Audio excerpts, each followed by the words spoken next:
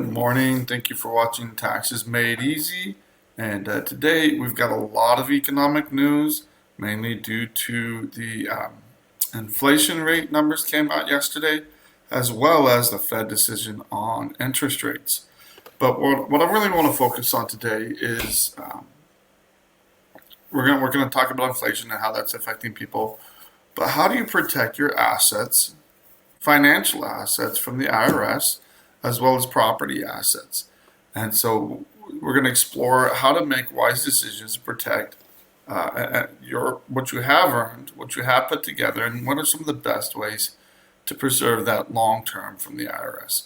So again, stay tuned, and if you have any questions, you can always reach out to us. But I want to thank everybody for watching live or on rebroadcast. And you're going to have an informative show today. There's a lot of news out there to explore and how it could affect you.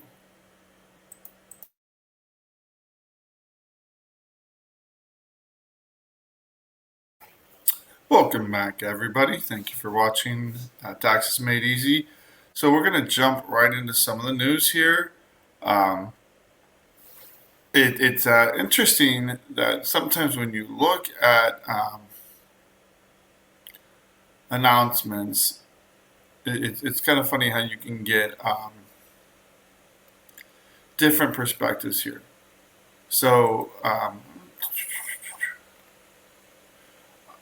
you can get different news sources saying opposite things. So that's what we're going to focus on now. Yesterday, the new inflation rate came out, and this is an article from CNBC, and most of the mainstream media, they're all saying the same thing. Inflation slows, inflation is better, etc. It slows in May.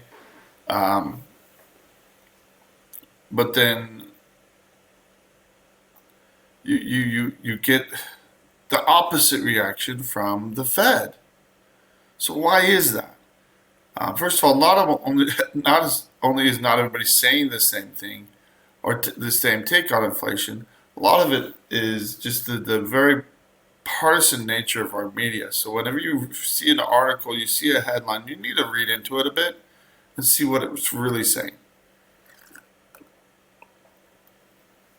So they're looking at the CPI and the PPI to try to gauge inflation. The problem is both of these measures of inflation exclude food, energy prices, and energy prices have been very volatile lately.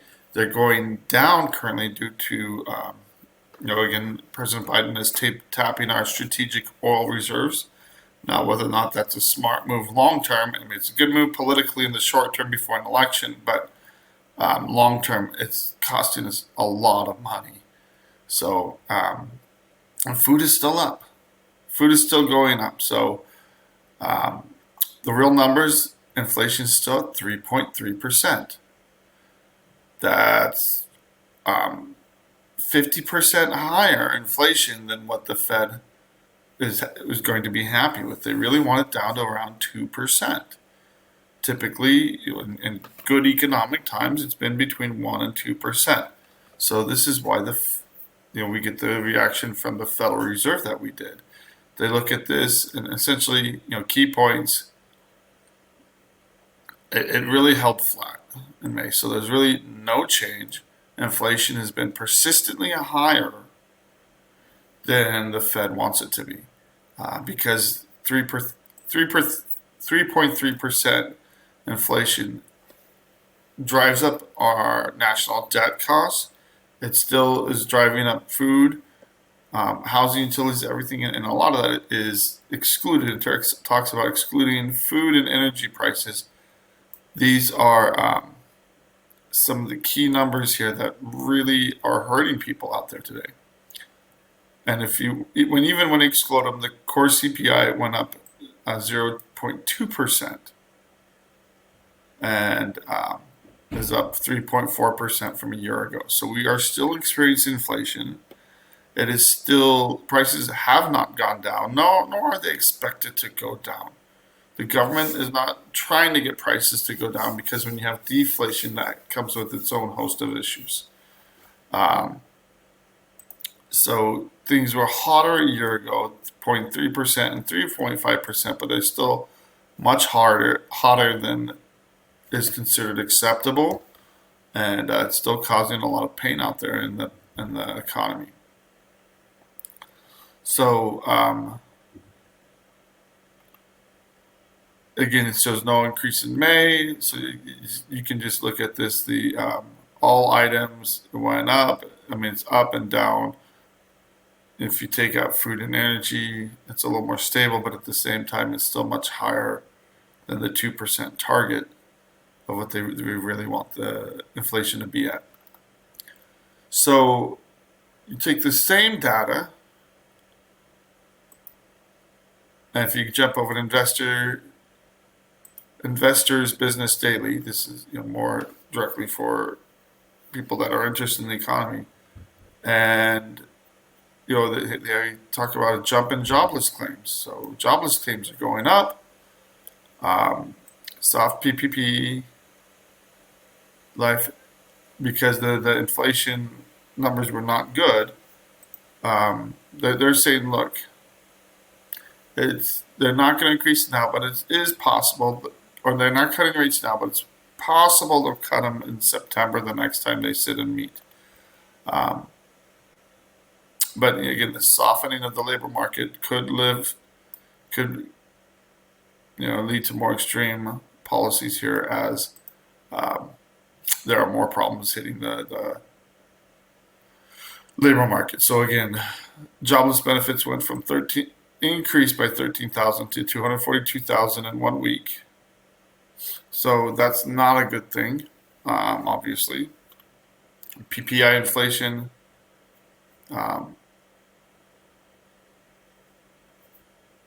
Is still up at 2.2%. The estimates were 2.5%, so they came in under estimates, but at the same time higher than the Fed wants it to be. And then it breaks down the PCE, PCI. So again, they're saying it's possible they'll do a rate cut by September, but they're going to be watching these numbers. The real news for the day is no cuts. So this is from townhall.com. Federal Reserve makes an announcement about interest rates and no cuts, no changes. They're going to leave it alone. And so this is, you can read all kinds of articles about this. So inflation remains elevated, and there's an uncertain economic outlook when you look at jobs, when you look at the labor market, when you look at growth. Is the Dow Jones up? Absolutely.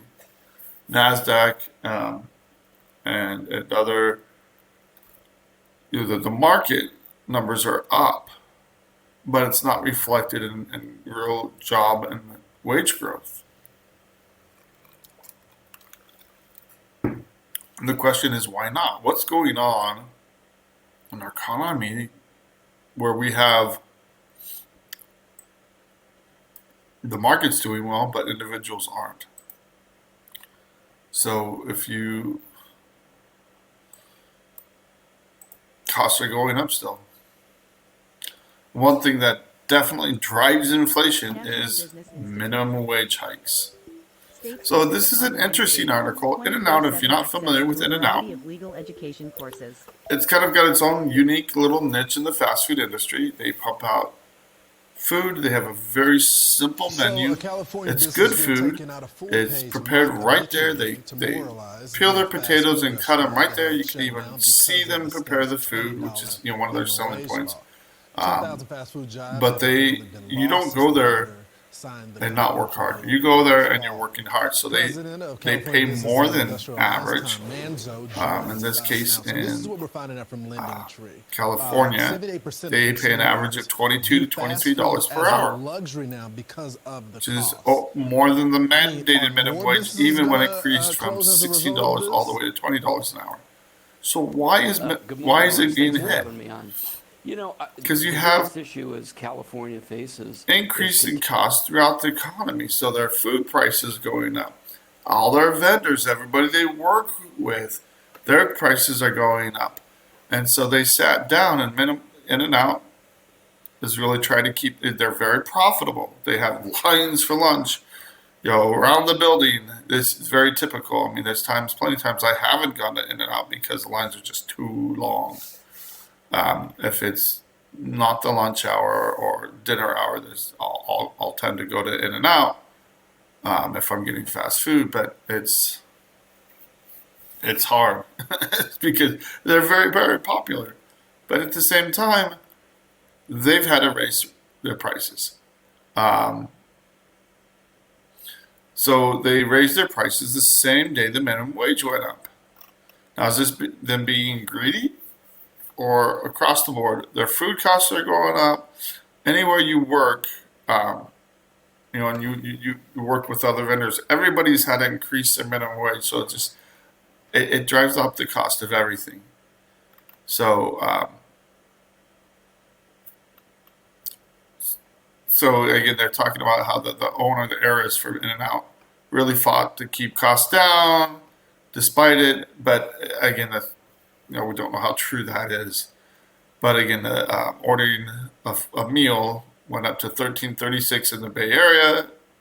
And in San Francisco, you go across the bay, it's $12, and it's lower than elsewhere. If you go down to 2021, it was just $9. So it has gone up, and this is just an example of their menu. That's their entire menu. Half of it is sodas. What sodas do you want? Milk, hot coffee, hot cocoa or coffee. But again, it's a very simple menu, very straightforward. Um, and then again, you have a link to $18 Big Macs, which is happening in some areas and not most areas. But it is getting up there. It is very pricey to keep up with this. So another issue hitting not only the Bay Area but tech throughout the world. This is an article from Breitbart talking about why is the labor market soft. Well, costs have gone up, and companies try to save money. They are retrenching and trying, for better or worse, they're trying to make sure that the owners or whatever, they're still making a profit. One way to do that, if economic times are uncertain, trim the fat. So again, salaries are getting more competitive. Salaries are going down. There's layoffs, economic uncertainty here, and again, Silicon Valley. Once you couldn't lose in Silicon Valley, but I'm seeing this as well with people that I work with. Um, People are getting laid off. Pay is getting tighter. So again, from 22 to 23, you had a 15% cut in wages across the board. And we're actually coming up on a break. And so we're going to address this when we come back from the break.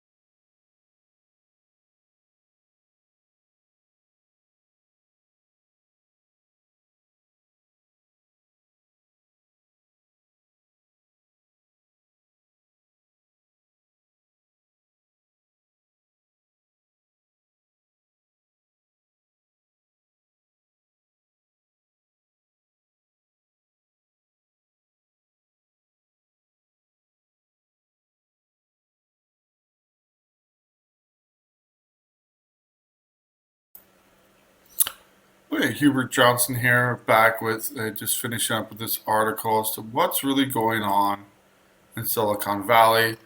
They have take a couple personal examples here. You have Krista DeWeese, 47-year-old marketing professional. She's been laid off 4 times in the last 8 years, and this is typical with what I've seen in the industry and with what I've seen taxpayers go through.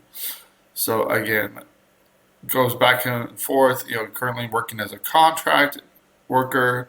A lot of people are working on project based, and the companies cut more costs and get rid of employees. Now, California is trying to fight that. They're trying to force more and more people to be W-2, and businesses are pushing back on that, regardless of what the government does. They're one of the things they're doing is they're making people more remote, and some of the things that they're talking about. Things are tight enough that she's taking shorter showers, trying to save on electric use, and even buying groceries at the dollar store. I mean, the horror. But it shows someone with a master's degree or even a doctorate just really struggling to make ends meet, and it is tough in California. It's the prices in the Bay Area are just nuts. Very divorced from reality, and your average individual has been long priced out of the market. Then they come up and they talk about Genevieve Richards. She graduated from Cornell University in 2022. And this stat really stands out. She applied to 300 jobs after her internship ended. So she interned, and then the salaries kept going down the more she applied for stuff. So she said, okay, forget this. Went to Ireland, which surprised me. I didn't expect Ireland to be, and we talked yesterday about economic freedom, and Ireland was very high on that list. So she moved to Dublin, Ireland, got a better work-life balance and more affordable living conditions. So actually doing better overseas. And so, again, one of the issues here is there's remote work options to offset lower salaries where you can live in more affordable states. But again, if you're working remotely and you're living in Oklahoma, why would they just go overseas too? So again, it can make people's jobs obsolete if you rely too much on that. So, interesting article. And I wasn't going to talk about this, but it really came up. And again, this is something that just happened. So they did a study about military pay, and who hurts the most? It's the junior enlisted troops. So when you go in, and having served as an enlisted, I was enlisted. Back in 1995 is when I joined the military, and I was only in for 3 years. I was a single guy, didn't have many expenses, and I lived on the ship. If you live on the barracks, you live on the ship, you usually are fine because you don't have, most of your money is play money anyway. Where things get very expensive is when you get married. If you get married and now you're supporting a family, you're either living in base housing, which is there's usually not enough of base housing. Then you're living off base. That's where the base pay is just not enough and hasn't kept pace with actual costs. So the House really wanted to hit it hard, and this highlight is not me. So they're opposing making significant permanent change to basic pay schedule before the 14th quadrennial review of military compensation. I don't know why they're waiting on that. They're supposed to get a 4.5% pay raise next year, but that's after having inflation of over 11% in 23. So the bill asked for a 15 pay raise on top of that for E1s through E4s. So these are your first 4 ranks of enlisted individuals. And usually there are plenty of people, E3, E4, that they get married, they start starting lives, and after a study showing that the quality of life issues have really suffered as military pay has not kept pace with inflation of the private sector. It really hasn't historically. If you're living on base, if you're living as a single guy, it works just fine. Once you move off base, once you start a life with a family, it really does not cut it. It never has, but it's only gotten much worse over time. So, and that's the thing. People that are in for 6 years or more, they should be moving up to E5, E6 after 6 years. But those that don't, or those that are married and joining the military, really are struggling, and that's been an issue for a long time, and it's only gotten much worse with inflation. So, part of what they're calling out the administration for is that they're proposed. The White House is strongly opposed to increasing this and doing this permanent increase. And this is a good note here. I didn't see this in the other article that I looked at. Despite the White House opposition, Armed Service Committee leaders in both parties still backed the pay boost Tuesday. So, you have Adam Smith, the Republicans are the main driving force behind this in the House, but this is a bipartisan proposal. Said,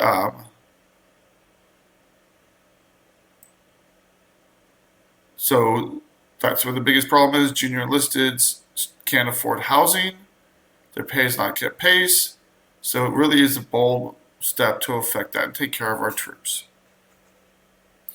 So again, the Senate hasn't taken that up, but I really hope this bipartisan suggestion can go forward. We take all kinds of money, we throw it to Ukraine, we throw it to all kinds of other sources, but are we taking care of our troops? Those that really, those are the ones that protect us and take care of us as a country. And as being, as a veteran, that's hits home a bit for me. A couple quick articles here. How are states dealing with all these increased costs? This is an AP article.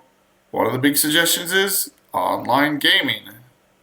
Sorry, the pop-ups are crazy. So all kinds of states are looking to tax DraftKings, FanDuel, all these online gaming apps that are really raking in tons of money. So BetMGM, FanDuel, DraftKings, WinBet. I mean, they're just popping up like weeds. And you see their ads pop up all the time. It's a huge new thing. Online betting. Personally, I think it's going to ruin sports. I don't see this as a positive direction for our country, just because I've represented many taxpayers that have struggled with gambling addictions, and overall, you're losing money. It's entertainment, but you're losing money, and lots of money gambling. So, I bet the states are looking to cash in on that. It's a $16 billion online sports gambling industry, and it just started. So this is going to get a lot bigger. So Illinois, New Jersey, Massachusetts, and other states are planning on raising taxes on the industry as well, making getting their cut.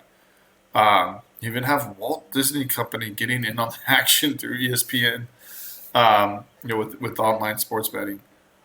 So again, all sports wagering and revenue jumped 20% due to this, and putting it on phones where it's just so readily available.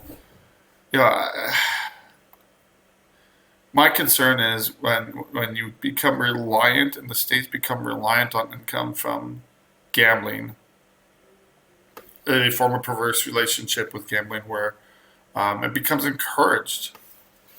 And a good example of this is state lotteries. People love the lottery, they love states, but all it does primarily it impoverishes the poor, and it hurts the people that are struggling the most. So there's a lot of criticism towards that. Directed towards state lotteries. Does it actually help people? No. And the people that win, especially win big, usually lose big time. But the government wins big time, or they usually lose big time. They usually blow the money, and they're usually broke and no taxes within a fairly short period of time. That's what's typical. And its effects overall on the economy, on lifting people out of poverty are negative. So one last article: Argentina bonds jump as Milei in Argentina is still hacking and slashing stuff, but he's running up against Congress. So they had to break a 36-36 tie to pass one bill. He got one bill through, lost another bill. But what I want to focus on is passing. It's a market-friendly bill that includes privatizations and labor law changes.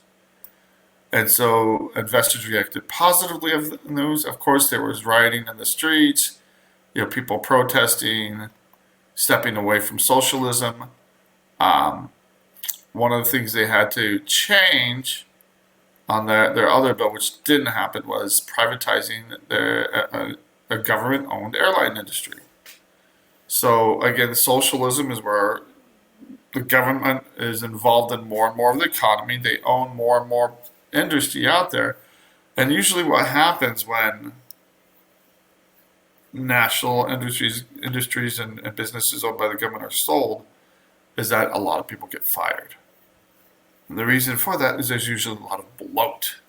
There's usually a lot of people hired politically or as favors, whatever, instead of for efficiency. So that's why people are upset. That's why people are protesting. But as you push these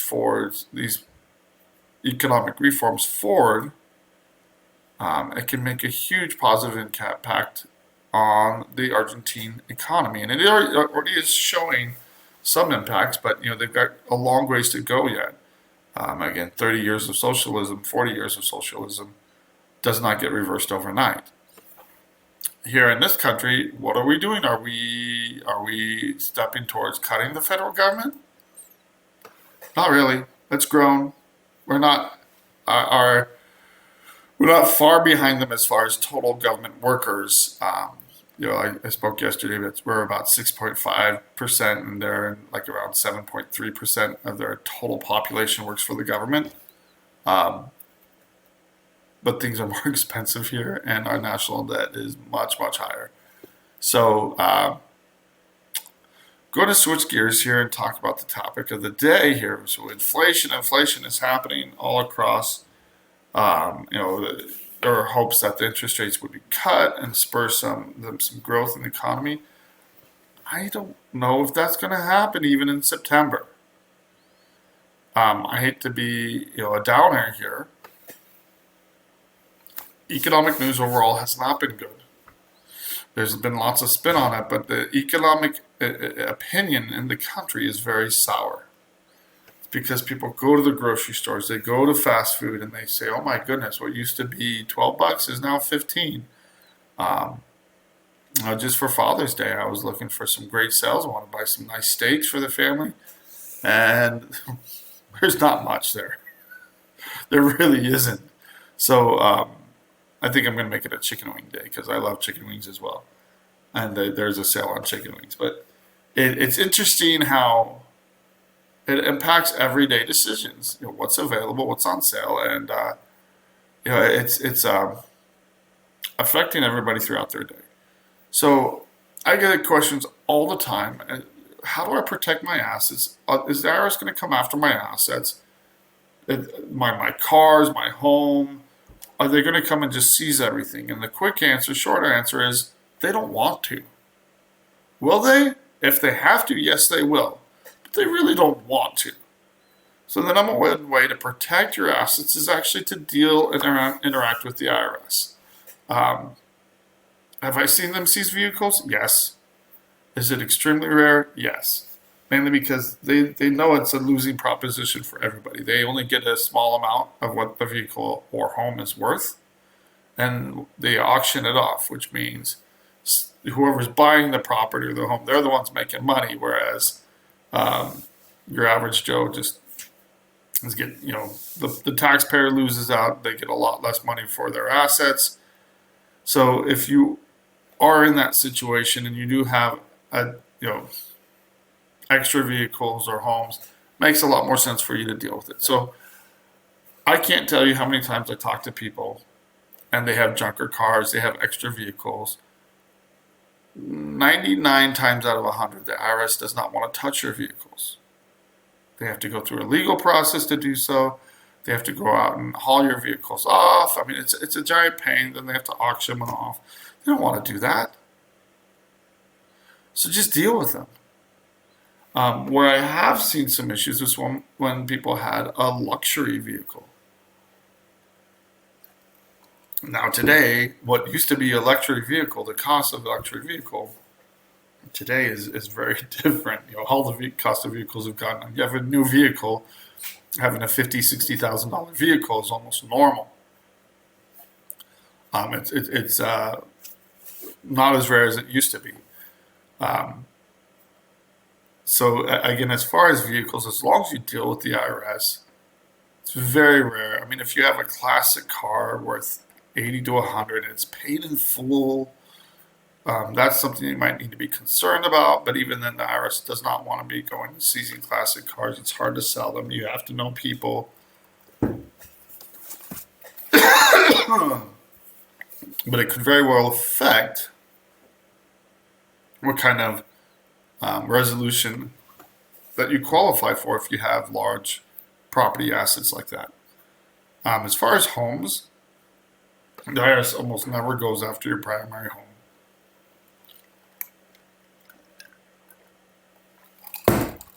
Pardon me, I cough. So excuse me.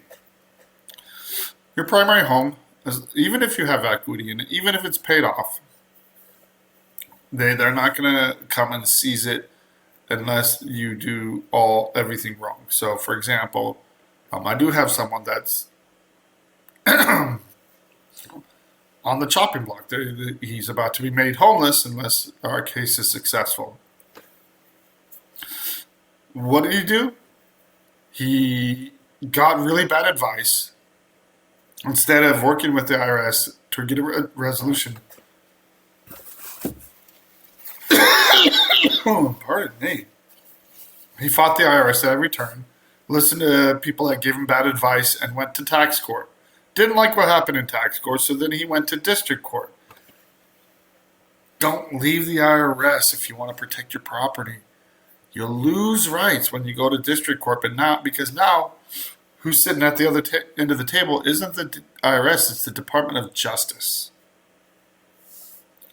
So I'm fighting tooth and nail in this case, and I mentioned this case before, just to let him keep his primary property. It's a house that's paid for in California, so it's worth some money. But we're trying to get him set up with a life estate where the IRS gets the full proceeds once he passes away, but he's allowed to live into his home until he passes, and then the IRS will come in and sell it. The IRS is not very patient. They want their money now. So that's a unique arrangement that we're trying to set up. But if you do everything wrong, yes, your primary residence can be sold, but it is a rare thing. So we're going to continue when we come back, take a short break here.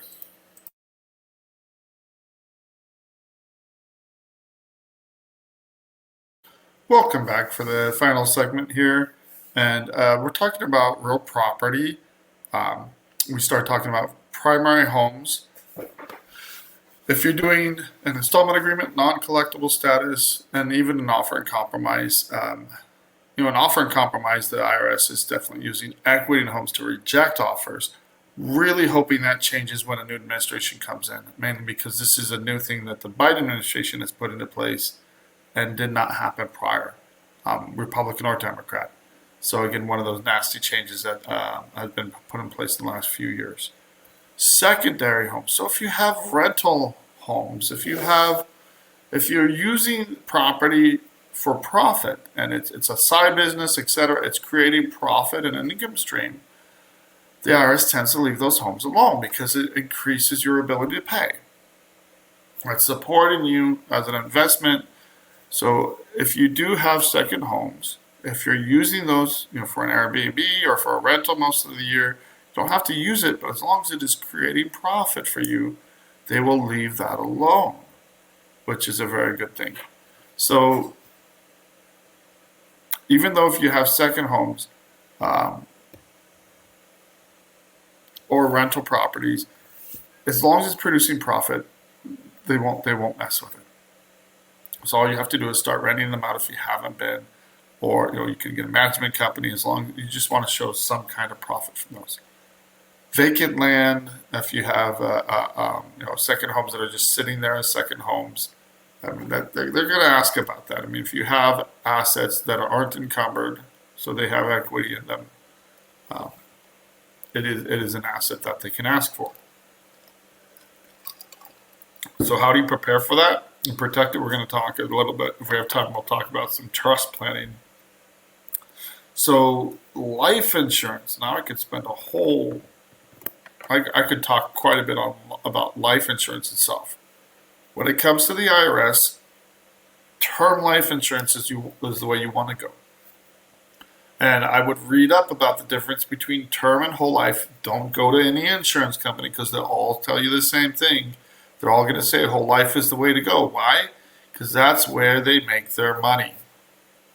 Whole life insurance is a lot more expensive, and there's so many ways. It's like every single bell and whistle they put on the life insurance is another way for them to make money off of you. So again, I'm very bearish when it comes to whole life insurance. And part of that is the IRS treats it very poorly too. They treat it as a bad investment, whereas with term life insurance, they treat it as prudent planning. And the IRS doesn't often reward prudent planning, but they do when it comes to term life insurance. As long as it's reasonable. If you go out and get a $3 million policy, they're probably not going to give you credit for all of that. But if you have a business, if you have a family, if you have reasons to need that kind of insurance, very possibly they will allow that. But for a whole life, they give you no credit for the monthly payments, and any cash value that's saved in those whole life policies, they treat as cash that you can pay to them. And if you have a loan out against it, that's a major reason, a way that life insurance companies really rake in the dough and make a lot of money off of their clients. But if you don't have equity or access to what's in a whole life policy, they won't treat it as an asset, but they will tell you, look, just cash it out, pay us whatever you have in it. Again, they treat it very poorly. And long term, there's so many better ways to invest your money and make a lot. Again, whole life insurance policies released. You're giving someone else money to make money off of it. They're taking a good chunk of the profits and then giving you a paltry amount in the whole life insurance policy. So let's talk about investments. 401ks, IRAs, stocks, bonds, CDs, all pretty much fall into the same kind of category. If you have a 401k and you're still with the same employer, which is becoming more and more rare because, again, people move from job to job to job. If you take a loan out against your 401k, that can lock it up as an asset where you can't access it. If you have funds, investments that or profit sharing that hasn't vested yet, which means legally you can't go and access those funds yet, the IRS cannot treat it as an asset because it hasn't vested or you don't have a legal right to it yet. Now, if you are under 65, it's treated very differently.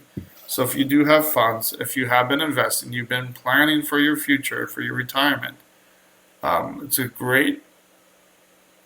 that's what you should be doing. That's how you should be preparing. But if it's just sitting in a fund and it's unprotected, um, the IRS can demand that you cash out your 401ks, your IRAs, and then pay them. So if you just have funds, you have investments, but you're not protecting them anyway,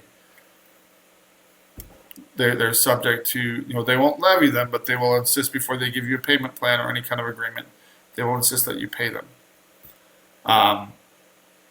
Some other kinds of assets, Bitcoin, Ethereum, they know all about that.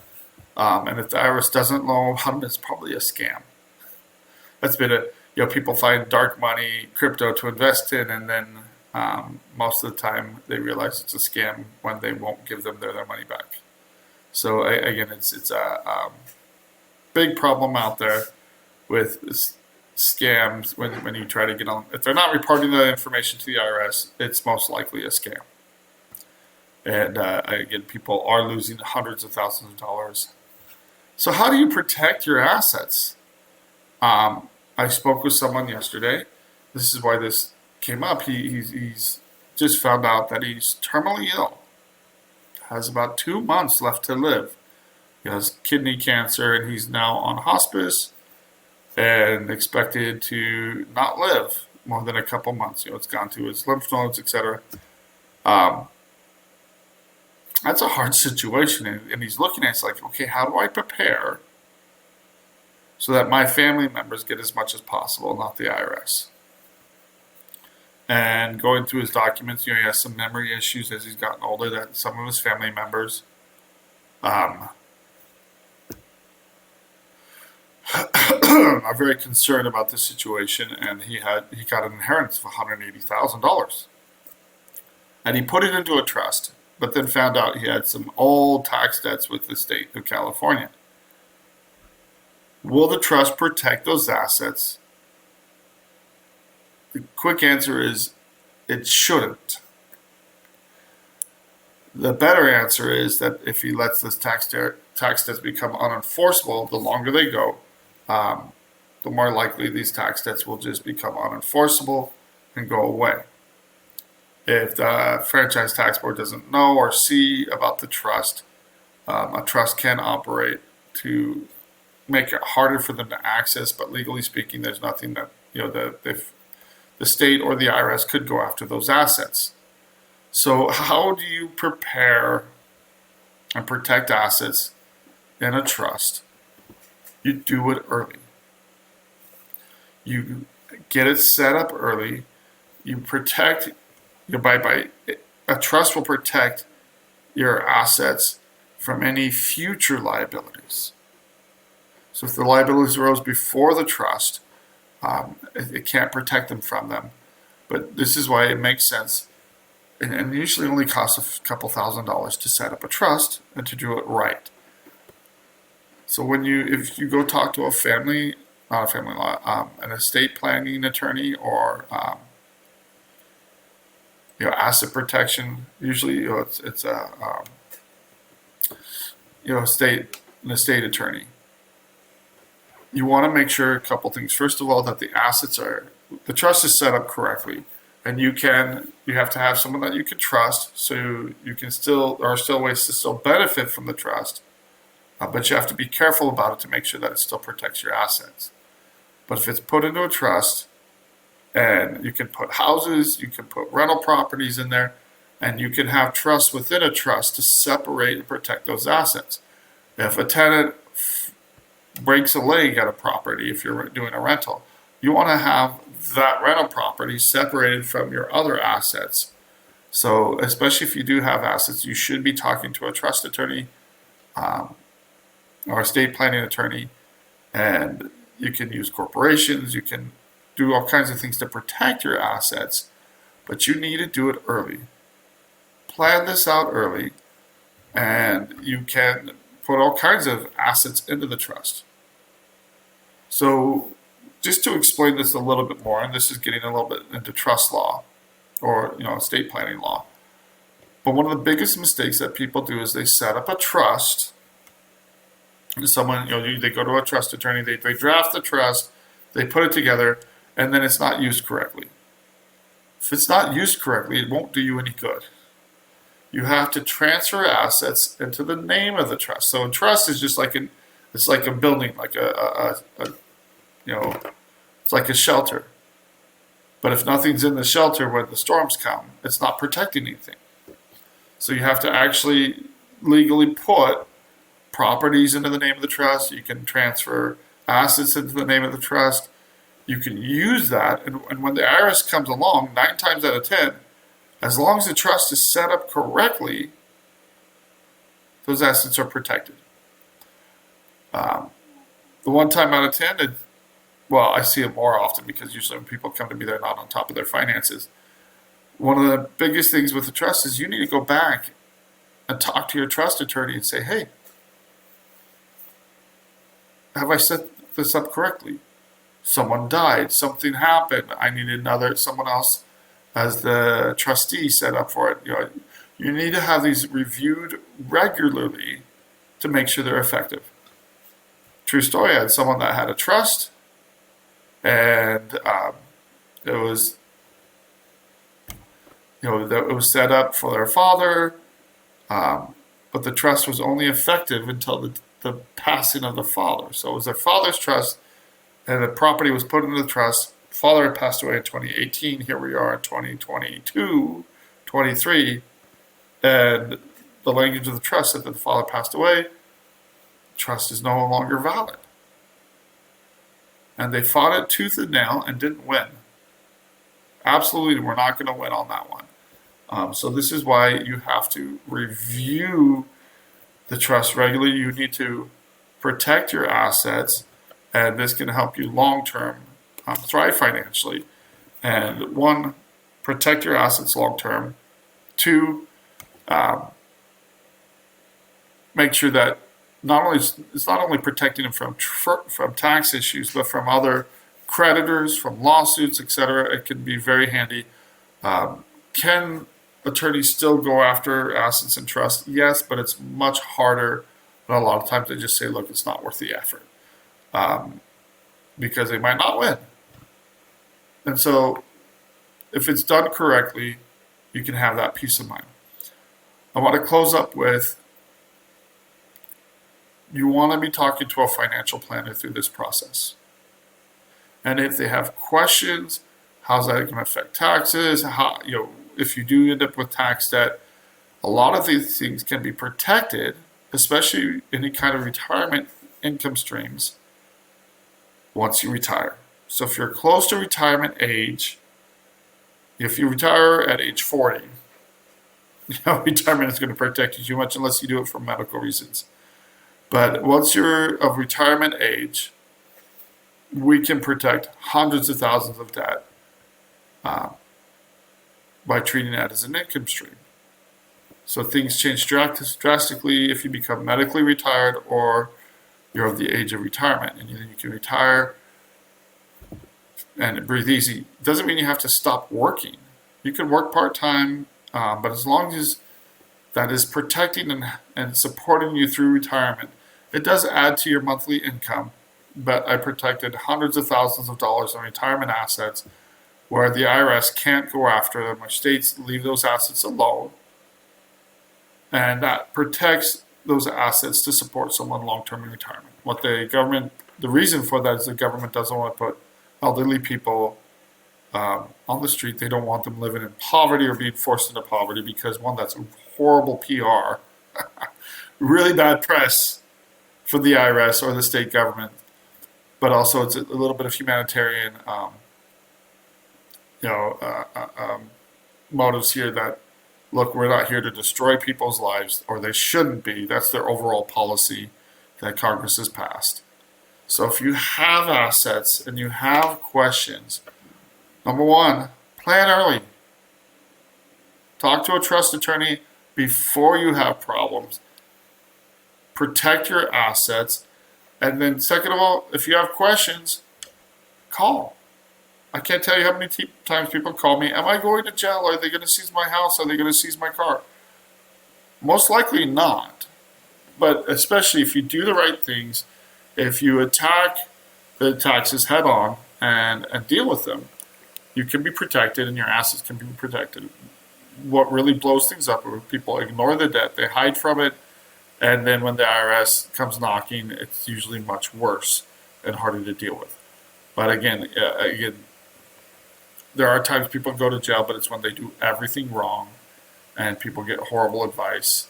So again, give us a call at 520-485-7371. If you have questions, reach out to us to guardiantaxlaw.com, and you can watch all of these YouTube videos, or all of these videos and shows are being posted to our YouTube channel, and you can access that either going directly through YouTube at Guardian Tax Law, or there's a link directly on our website at guardiantaxlaw.com. So protect your assets, plan for the future, and it'll give you peace of mind, which is one of our big goals here.